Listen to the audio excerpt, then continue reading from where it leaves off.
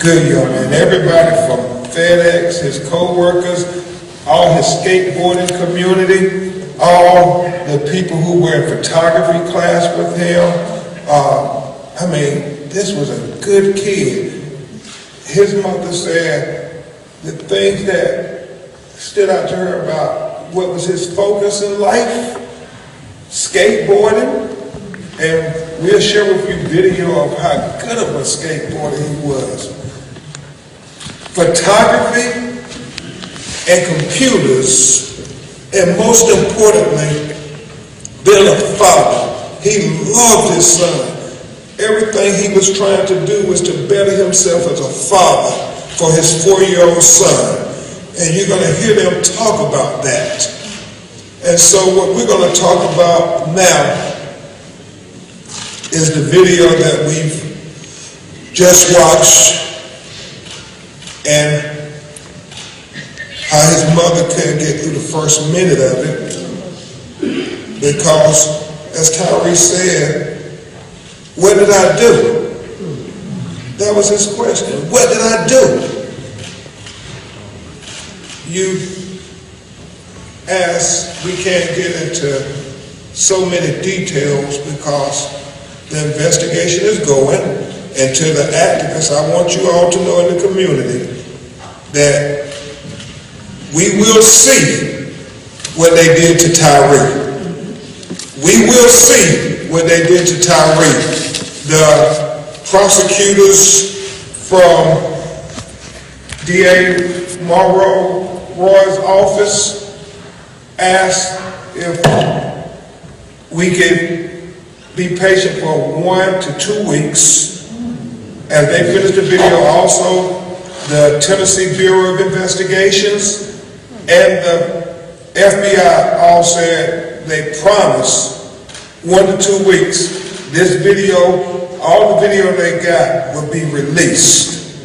They just want to make sure that they can give this family what they want most, and that is justice.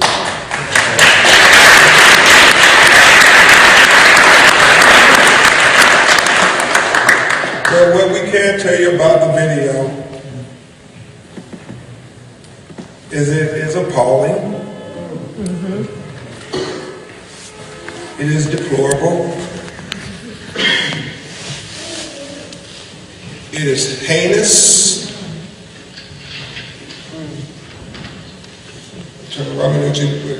What was your word? Violent? Violent. It is very troublesome on every level. Because you have to ask yourself, yet again, we're seeing evidence of what happens to black and brown people from simple traffic stops. Simple traffic stops. You should not be killed because of a simple traffic stop. And we have to say to America, however you would treat our white brothers and sisters when you have a traffic stop with them, well, treat us black and brown citizens the same way.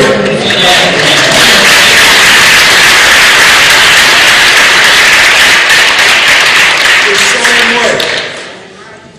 And I mean, Miss Wells let them have it. I mean, she was passionate that you can't keep killing our young black people over traffic stops. And so we have to make sure that there's justice for Tyre, because we want to prevent this from ever happening again to anybody else in Memphis, Tennessee, and Shelby County, in the United States of America. We don't want next week to see another video of a black person losing their life because of a traffic violation.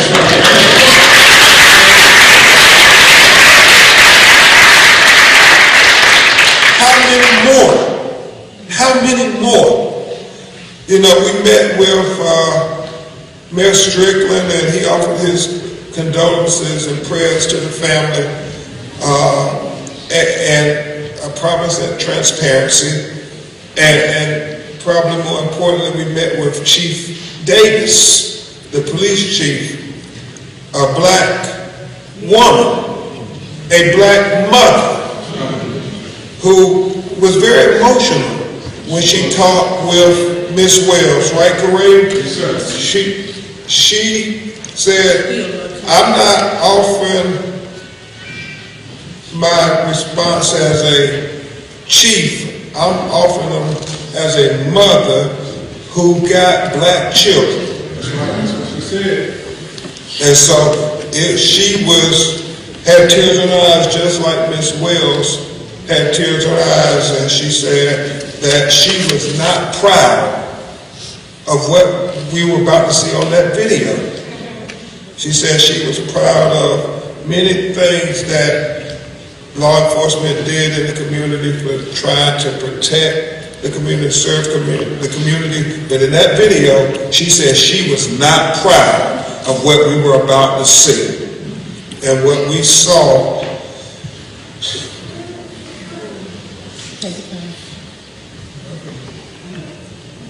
you know, regrettably,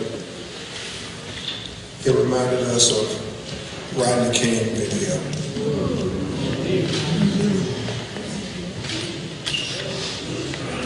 Regrettably. And unlike Rodney King, Tyre didn't survive. And so we are here to demand justice for Tyre. And I know the officers were African American officers. And I've already been given the question about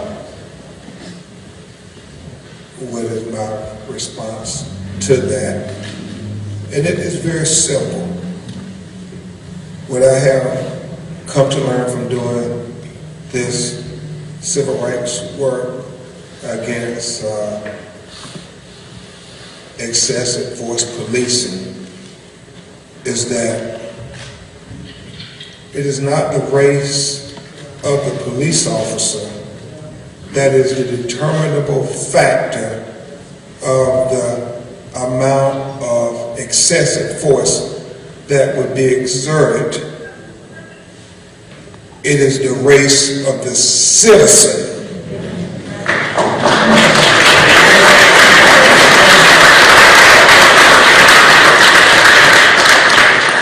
And so we have to have accountability no matter who tramples on the constitutional rights of our citizens. And it is so regrettable that they can't think of Tyre as their brother, because you want to believe that if you thought of him as your brother, that you wouldn't have did this to Tyre. And so it is very heartfelt that we have to have this conversation to say that, no, it's about the citizens, the black and brown citizens who get dealt excessive force by police officers, whether they're black, white, or brown. And it has to stop. It has to stop. It has to stop. It has to stop. And so I feel her trembling next to me, and what we have promised Miss Robin Wells, who saw her baby boy,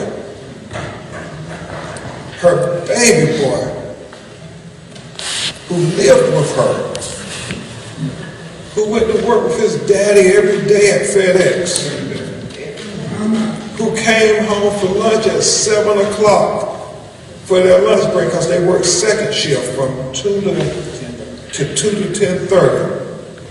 and she would have their meals prepared. And she is just so heartbroken every day, but especially at 7 o'clock when she's expecting her husband and her son to come through that door on their lunch break. But only her husband comes, and she is still waiting for her son to come through that door. It is devastating on every level. So, as I bring Attorney Romanucci to address you, please continue to keep this family in your prayers, especially this broken-hearted mother who she just cannot understand why my baby. Now you're here for my great co-counsel, great lawyer, Attorney Tony Romanucci.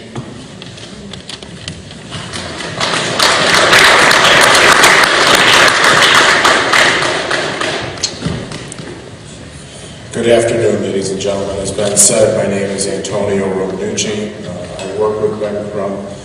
There's nobody better in this country to talk about the cause, the state of what happens to young brown black men when they have confrontations with police. Let me say this about Tyre, about what we saw in that video. We're here not to talk about what a great boy he was and what a good son he was to his mother. But let me tell you what he was in that video. He was defenseless the entire time. He was a human pinata for those police officers. It was an unadulterated, unabashed, non-stop beating of this young boy for 3 minutes. That is what we saw in that video. Ben told you what we saw. Not only was it violent, it was savage. Why? Where was the proportionality that is required in order for those officers to use that type of force against a defenseless young man? And where did he want to go? He wanted to go home. He was trying to run home because he knew that's where he could be safe with his mother. He wanted to be safe, but he couldn't be from the police officers who somehow, this is what we know, I think anticipated the violence when they initially made the traffic stop. And that's because we know these officers, at least some of them, were from the organized crime unit. They were in unmarked cars. Why are they conducting traffic stops?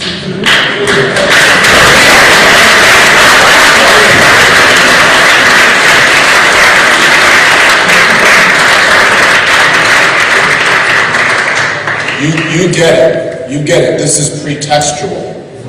This is a pretextual traffic stop, which, let's call it what it is. It's a racist traffic stop is what it is.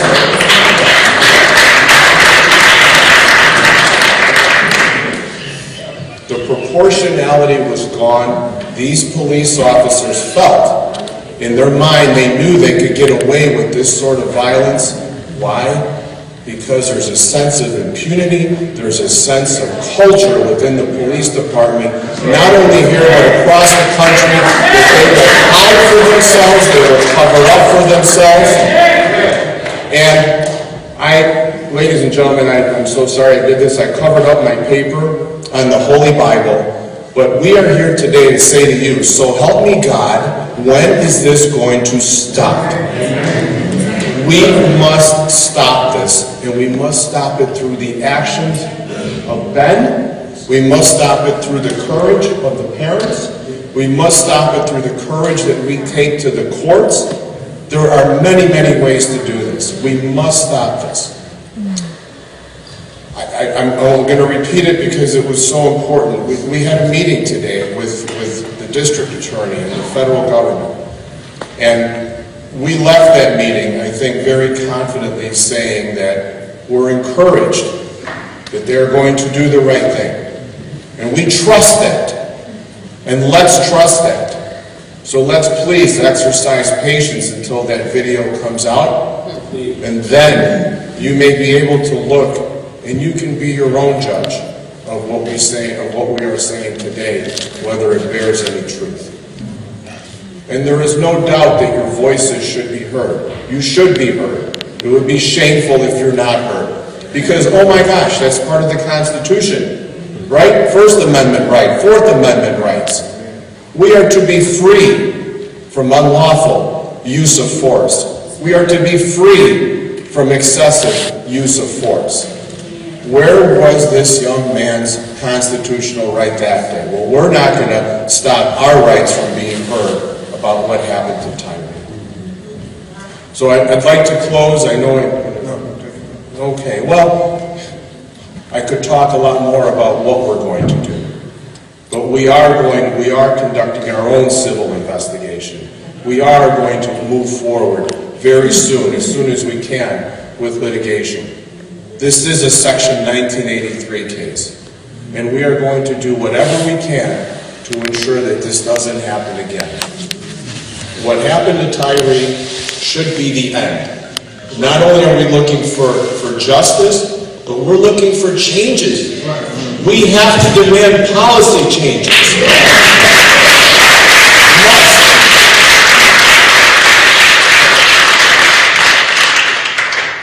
So I thank you, Ben, family.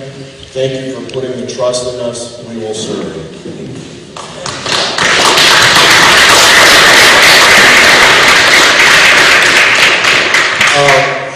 Thank you so much, Attorney Ramanuji, for your advocacy. We all got to be advocates. We all have to be advocates.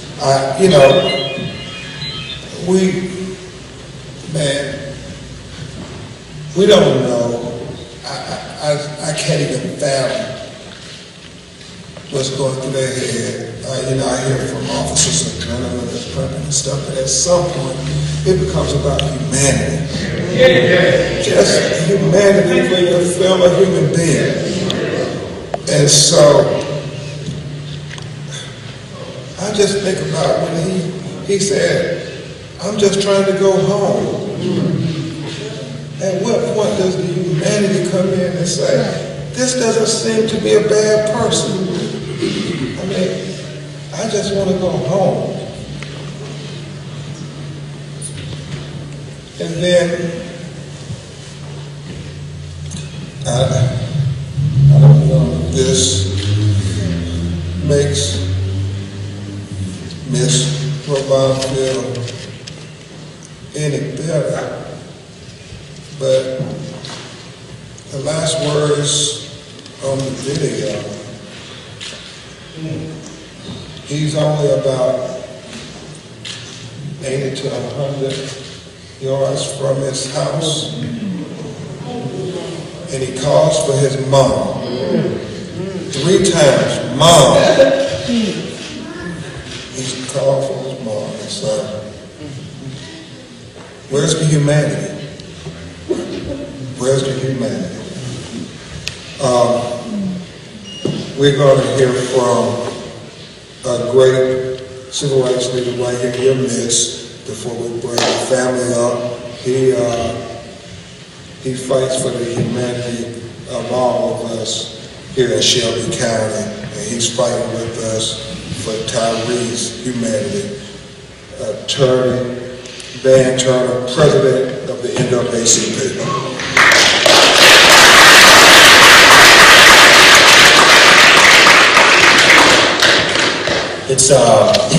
It's with a heavy heart that we are back here again. The last time you were here, Attorney Crump, another innocent young man had lost his life, and he was cut down, Alvin Mountain. And if y'all recall that case, we were here together, lamenting about what had occurred to him and promising that we wouldn't allow anything like that to occur again. Yet here we are. And so the question becomes, why does this keep happening over and over and over again?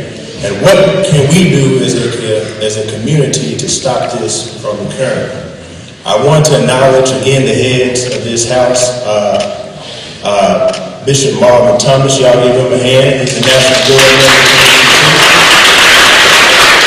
I want to acknowledge Pastor Kenneth Thomas. He's actually the presiding leader of this church. Y'all give him a hand.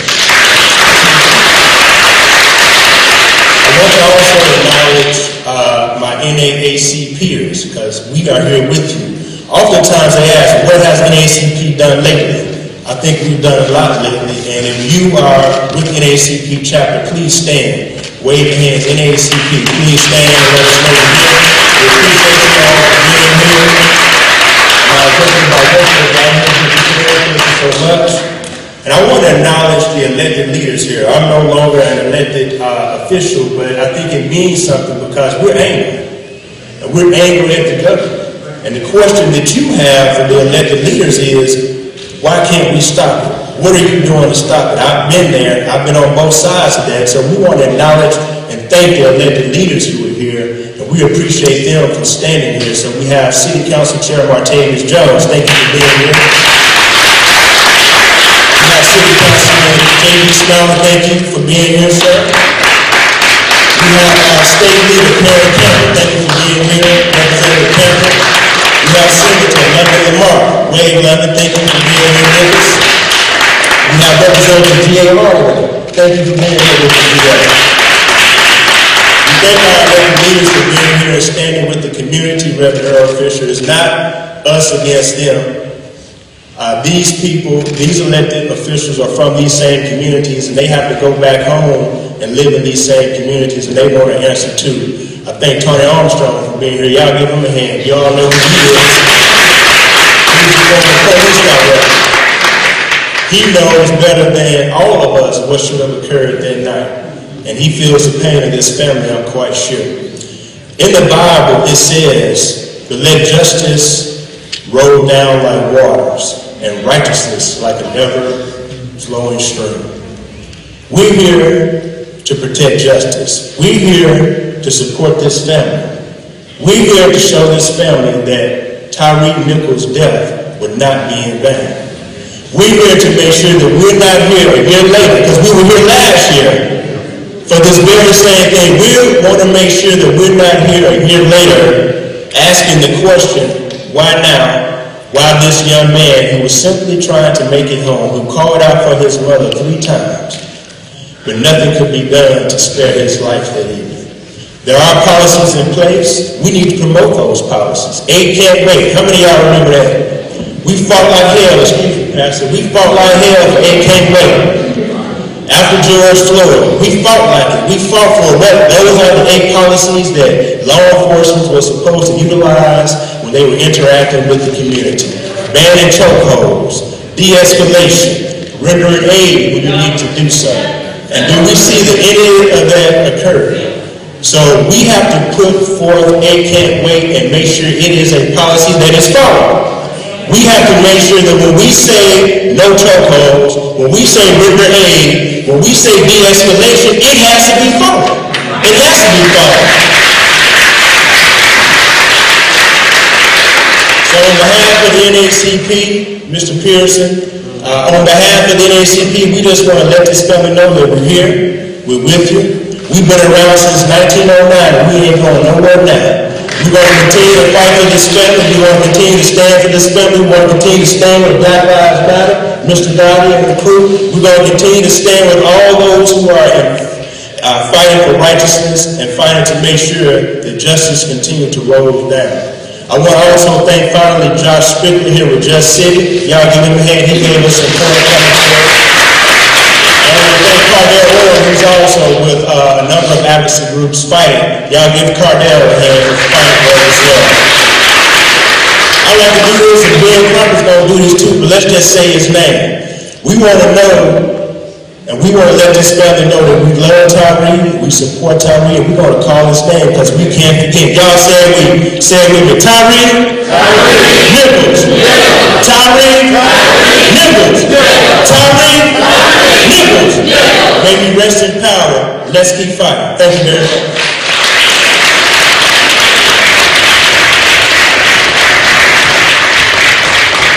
So, thank you so much, President Turner. Now you will hear from Tyre's parents. First you will hear from his father, Rodney Wells. And they're going to try to get to the best they can. You will see what they did to Tyre. They saw it today. And when people want to try to act out, just know, in a very short order, we will see what they did to Tyre. If anybody start saying things, instigating things, tell them. Now, Attorney Clark said, we will see what they did to Tyre. Y'all, we will see what they did to Tyre. We will see what they did to Tyre. We will see what they did to Tyre. We will see what they did to Tyre. And so his father, Mr. Rodney Wells, is going to talk to you a little bit about what he saw. And so y'all pray for him and give him a big round of applause as he tries to hold this school up.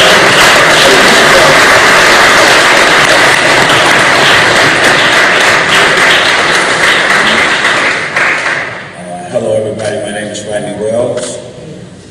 I was Tyre's stepfather, but you can take the step out of it because that was my son.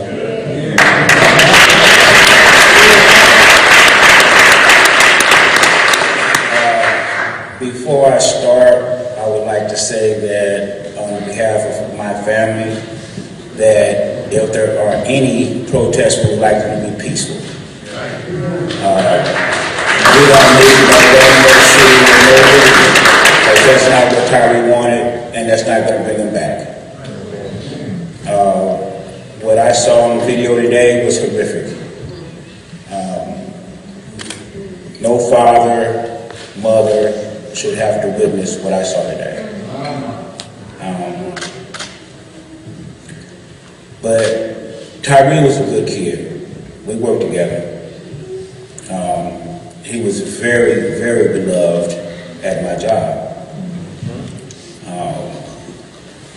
Everybody, they're calling me with blessings, prayers, showing sympathy for what happened. It's really hard to get up here and speak to you guys today, especially after viewing what I viewed. I got to stay strong for my family, for my wife especially. That was her youngest baby. He meant the world to her. You know, and what made it even harder was he came along a little bit later than the other three. His sister, she was 12 when he was born. So that was her baby. That wasn't mama's baby, that was her baby. Wherever she went, he went. And of all the siblings, I think she took it the hardest. So, Tyre was just a good kid, man. He loved more than anything besides what they just mentioned is watching the sunset. Every day at lunch, if he didn't come home for lunch, he was at Shelby Farms watching the sunset, taking pictures. That was his passion. And I had just told him recently, I said, son, you got to put that skateboard down, you're getting too old. you have a full-time job now. you have to come to work every day. And he looked at me like, you're right. Because that was his passion, that's what he liked to do. But I really don't have anything else to say. All I know is my son was a great, great kid. He didn't deserve what he got. Now what he deserves is justice.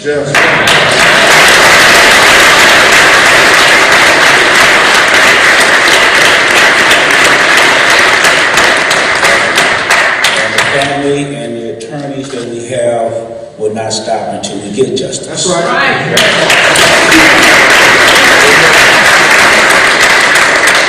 And as I said from day one, justice for us is murder one. So, anything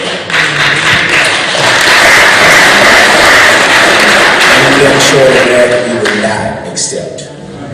So, that's our goal, and I thank you guys for listening.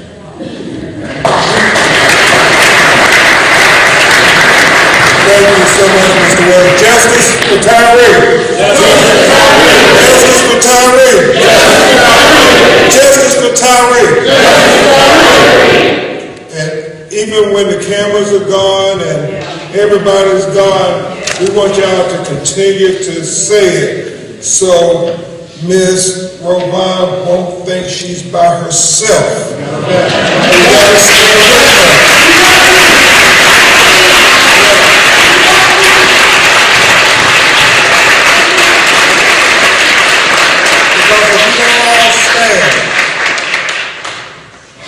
Next time it might be you.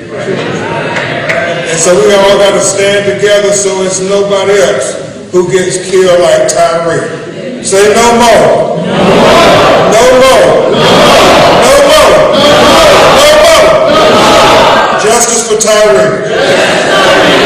Y'all please give a big round of applause for a mother who is very on point of her son.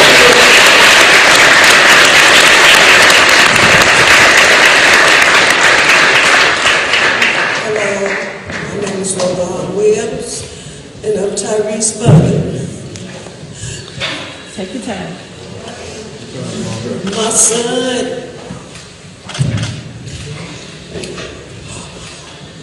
I know everybody say their mother said they had a good son, everybody's son is good, but my son, he actually was a good boy. My son, he liked to skateboard. You know, I'm going to tell you what my son did every day. He would get up every morning at 8:30. He'd go to Starbucks at Saddle Creek. If it's during the week, he'd be home by 11. He'd take him a little nap before he goes to work. Like you heard, he worked at FedEx and they worked the second shift. He would go to work. They would come home at 7 every day. I would have dinner cooked because I was their lunch. And they would go back. On a Saturday, my son would wake up, go to Starbucks. He'd go to Shelby Farms because he liked to skateboard. That was his passion. He's been skating since he was 6 years old. And very good. He would come home. He would hang out at the house. That day, when he left around 3 o'clock, he noticed that I was pulling some chicken out. He said, "Mama, you cooking chicken tonight?" I said, "Yes." He said, "How are you cooking it?" And I said I was going to sesame seed it, put sesame seed. He loved that. He was on his way to Shelby Farms because my son every night wanted to go and look at the sunset. That was his passion, going to Shelby Farms to watch the sunset and take pictures. On Sunday, he would get up, he would clean his room, and he would wash his clothes for the week ahead. Does that sound like somebody that the police is trying to say did all these bad things? No. My son, nobody's perfect, okay? Nobody. But he was damn near. Okay?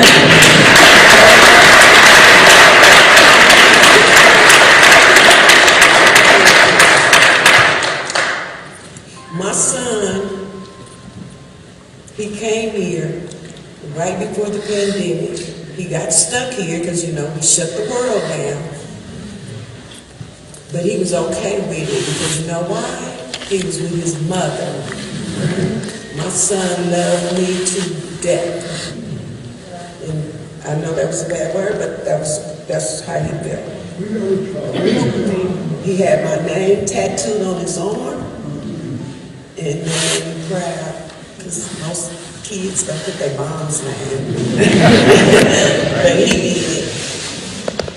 My son was a beautiful soul, and he touched everyone. He only worked at FedEx for maybe 9 months, but you should see all the outpour and love and support. And it's just so hard to even fathom all of this because it's not even real to me right now. I don't have any feelings right now. I don't even know I don't know anything right now. All I know is my son Tyre is not here with me anymore. He will never walk through that door again. He will never come in and say, "Hello, parents," because that's what he would never hear that again. All my son was trying to do was get home. That's all he tried to do, was come home. He was 2 minutes from the house when they stopped him. He was less than 80 yards away when they murdered him. Yes, I said murdered. Because when I walked into that hospital room, my son was already dead. The hospitals, they kept him alive, or they put him on the breathing machine just for my satisfaction, I guess. But my son died on January 7th. The doctors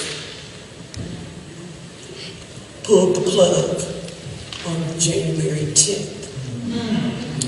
You know, last Monday was Martin Luther King Day. But it was also my mother's birthday. And for her to have to come here and come to a memorial for her grandson, I couldn't bear watching my mother go through that. Today, January 23rd, is his sister's birthday. And now she has to bear all of this. I don't know what else to say. I know I'm her mother. No mother, I don't care what color, black, white, pink, purple, should go through this. I have always raised my children to love everyone until you give them, until they give you a reason not to. Have my grandkids is other races. We don't discriminate against no race, none. And for this, you know, I hate the fact that us as black people, we're out here killing each other. That's right. For what? I don't know why. Come on, Mom. We have the police killing us. That's right. I don't know why. I just don't understand why we have to have all this violence and everybody have to kill each other. I mean, what happened to this world? Everybody want to kill each other. Nobody don't want to talk to each other anymore. What happened to the humanity and kindness? That's right.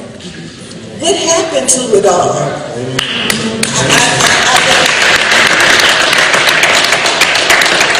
just want to say,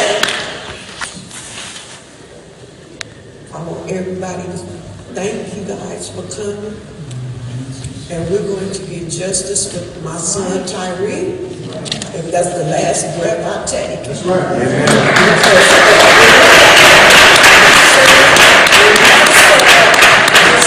Because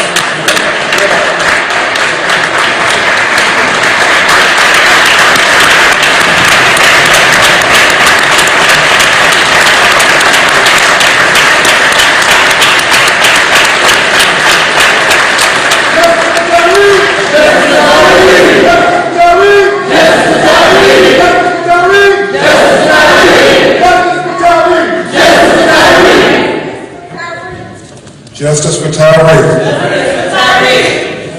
And y'all, if you could have felt her shaking, and me and Mr. Wells literally holding her from falling back, she bared her heart because Tyre was her heart.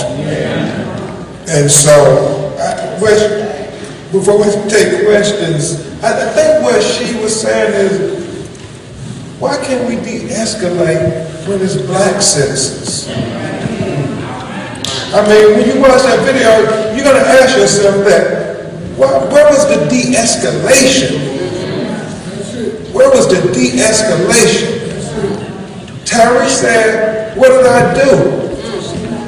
He wasn't escalating it. You got to ask, when it's white citizens, we de-escalate, but we don't seem to de-escalate when it's black citizens and brown citizens. We got to have equal justice, equal policing. If we don't, we're going to continue to see this happen over and over again. So, thank you so much, Ms. Wells and Mr. Wells.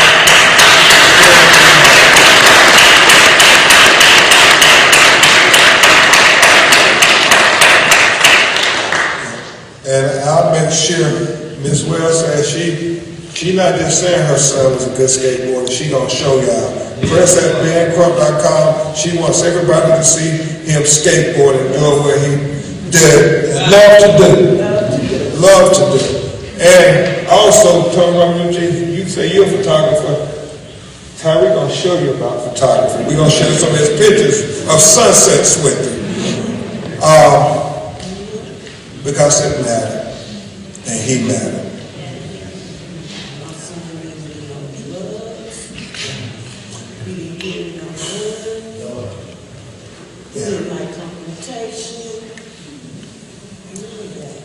So,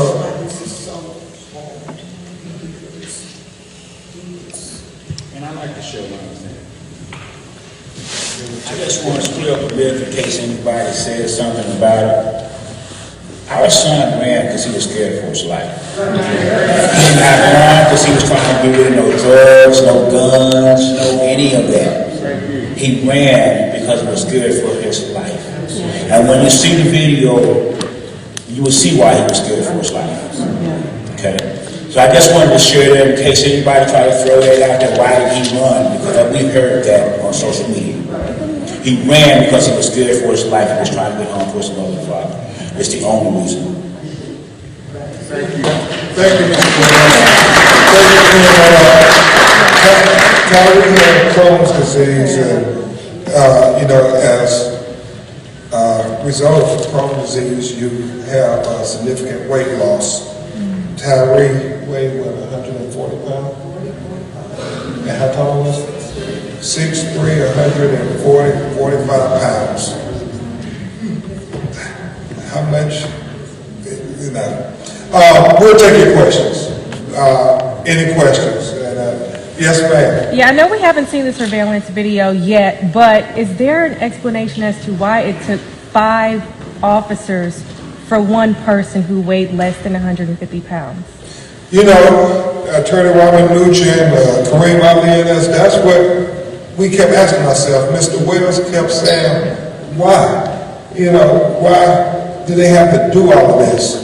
You all are going to have to watch that video and judge for yourself. Why did they feel they had to do all of this for a young man who weighed, as his dad said, $150 soaking wet? And all of them were clearly bigger than him. They outweighed him. Why did they feel they had to use this kind of force? We just don't know. Was this? Which one? Let's go to the lady first and then you, sir. Was the video that was viewed, was that body cam video or? It was video, so that's all we know, it was video. Yes, ma'am. And there's some audio to the video as well. Are you aware that today EMT officers with the fire department were suspended for their lack of doing what they were supposed to do at the scene and covering up No, we were not aware of that. A whole ship was suspended this morning out of Fire Station 55. Well, thank you for sharing it. I know Ms. Wells and Mr. Wells want there to be accountability for everything that happened on that video. And thank God they had video. Thank God they had video. Thank you so much for that. And my response and our legal team response is simply, right is right and wrong is wrong.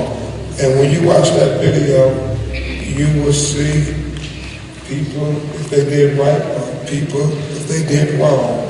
And we have to have equal justice. It doesn't matter if you're a police officer or you're a citizen. If you don't do right, you have to be held accountable. Especially when somebody loses their life tragically.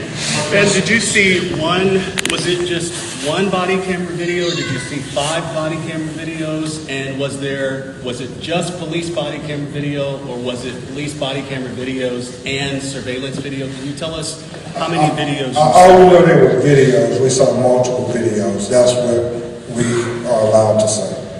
Okay. Yes, ma'am, beside you, and then we'll come here and review. The footage that you saw, does it show all 5 officers participating in the beating? It showed multiple officers participating and doing things that we felt were clearly excessive, and apparently so did the police department here in Memphis. Yes, ma'am. I think the $1 million question is, how did you feel when you seen the video and recognized that they were not white officers?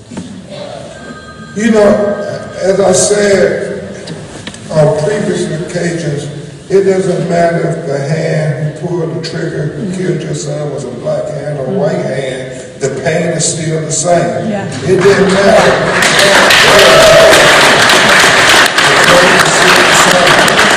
And that's why we're here. You know, Reverend L talked to the family, and he talked about people have this misnomer that we are anti-white cops. No, we're anti-bad cops.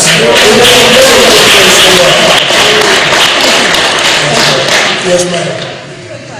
You've talked in the past about the importance of video. Can you speak specifically to this case, comparing the original police narrative to what you saw on the video today? So I don't know what the original police narrative was. The original police narrative was that my son was pulled over for a DUI. We were told that all of this occurred right there at Boston Ranch. We did not know that it occurred 3 houses from our house. So the more investigation and the more videos or stuff that was showing up, we found out that it was not at Boston Ranch. So to me, it was a cover-up from the start. Yeah. You know, they were trying to cover their tail from the start. We thought that it occurred in the field right across from Boston Ranch. It's an open field right there. And that was the first thing that we saw on the news. But it didn't. So, and then, like I said, they was talking about my son ran, which he did. But he ran for his life. He didn't run for any other reason. Were the police officers all in uniform, or were they? Yeah. How important is video in this particular? Now, video in every case, but in particular in this case, was critical. Was critical because you had to see the step-by-step, blow-by-blow. Tyre didn't run initially. I mean, but when you are engaged in such a excessive manner, it's like his father said, man, are they going to kill me? And you know, you see the escalation in him to some degree when you're watching this video, and it's kind of surreal because you keep thinking that, somebody's going to de-escalate this situation, but it doesn't happen, and you literally can't believe the escalation here. And that's what we see when we talk about video. It's so important because I just think the way they interact with white citizens and how they interact with black citizens is night and day. Yes. It doesn't matter who the police is, it's night and day. We keep looking for videos of them using this kind of excessive force against white citizens. You just don't see it in America. Not unarmed citizens for a simple traffic stop having this kind of brutality. You don't see it. And so that video was critical. Before we get to the next question, Attorney Robert knew she wanted to say something to one of the previous ones. Thank you, and actually I picked up on your question, sir. Your question was, were all the officers in uniform? And also, so I'm trying to get a sense of what it looked like from your perspective. Were they in uniform? Did you see patrol cars? You said they were unmarked vehicles. Did you see those in the video? Any sense of what that looked like? Sure. What I can tell you is this. There is no doubt, zero doubt, that all these officers were in their Memphis blues. Okay? They were in their patrol cars. Some were unmarked. Lights were flashing. So what that tells us is all these officers were under color of law. They were in the scope of their duties when really what we saw was an intentionality, an unnecessary intentionality of violence and cruelty against somebody who was defenseless. And if we didn't say it before, this is what we saw on the video that we can tell you. He was kicked.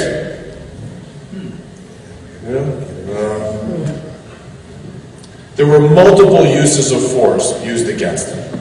Multiple uses of force. That's Did the what we can officers say. say anything? Did you hear anything that the officers said? They said a lot, and they want us to let them finish the investigation before they say. Have you heard at all from the federal investigators, TBI, that they're supposed to leave the record? We've only met with them. Question, was Tyre handcuffed? For withholding the video for 1 or 2 weeks? Was Tyre Nichols? The family made the decision that they wanted to make sure they got justice, so they said let them do what they needed to do to get everything appropriate, so there would be no technicalities why people would not be held accountable. Because what this family wants is what every citizen is entitled to, and that's full justice, not just civil accountability, but you want criminal culpability too. And so that's why the family made the decision to let them have the time to, not much time, because when you got video, it shouldn't take that long. You know, so thank you for that question. I have a question, two parts. First, in that video, did you at all see if Tyre Nichols was handcuffed? And also, could you also hear or probably see witnesses in that video on scene? Say it again, please. So I want to know, at all, did you see Tyre Nichols handcuffed when he was getting beaten? And I also want to know if you guys saw or heard witnesses on the scene of that video. Did we see what? Witnesses. Do you know if he was tased? Do you know if he was handcuffed? Well, we know he was tased, we know he was pepper sprayed, and we know he was restrained. And so when Attorney Robert Nichols says he was defenseless, you saw him being restrained. How was he restrained? For the sake of the investigation, we said we were only going to be limited in what we say. Mr. and Do we Mrs. know an Wells, official cause I'm of sorry death for yet? your... I'm Do sorry. we know an official cause of death yet? No official cause of death, but we have a pathologist, Dr. Wilson, who also participated in the independent autopsy of George Floyd from the University of Michigan, conducting an independent autopsy on behalf of Tyre's family. And when she gets those results, we will try to share with you preliminary results as soon as we can. Mr. and Mrs. Wells, I'm sorry. There's a video of one of the officers in a sweatsuit, in a hoodie. What did they do with their clothes? I know they had to have blood on them from her son. What did they do with their clothes? We don't know the answer to that.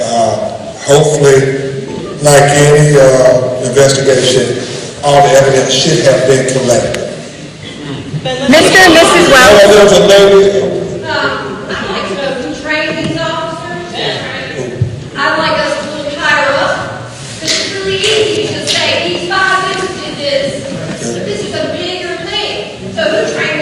You know, I'm gonna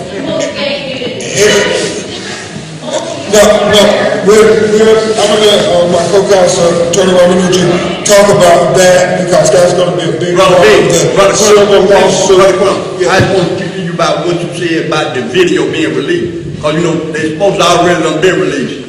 Valerie Calhoun had already questioned Mayor Strickland and called him in a lie about the video. He's supposed to be being released this week. So could you give us any concrete evidence for sure of what you said that it's going to be released this week? Yeah, well, they said 1 week, no more than 2 weeks. They promised the family that. The family said they would give them that time if they made sure they did a thorough investigation where they would be held accountable. So the family wants justice. They don't want them to come up with some technicality that they did something wrong. So that was the family allowing them to have 1 to 2 more weeks. Now, they don't have it in 2 weeks, brother. Yeah. Y'all do what y'all gotta do. Mr. and Mrs. Wells.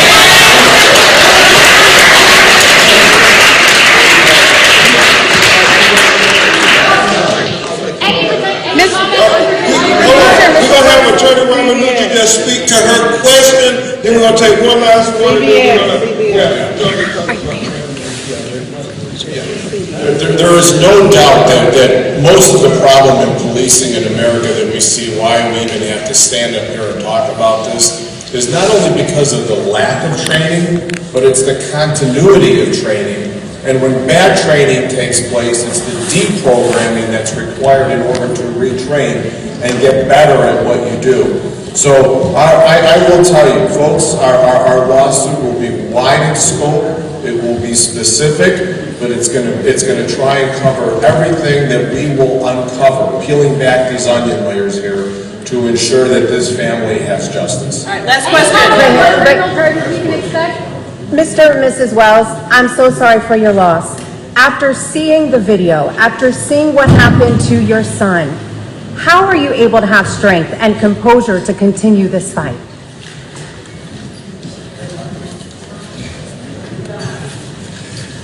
Because we have to fight for justice and have to stay strong for my family.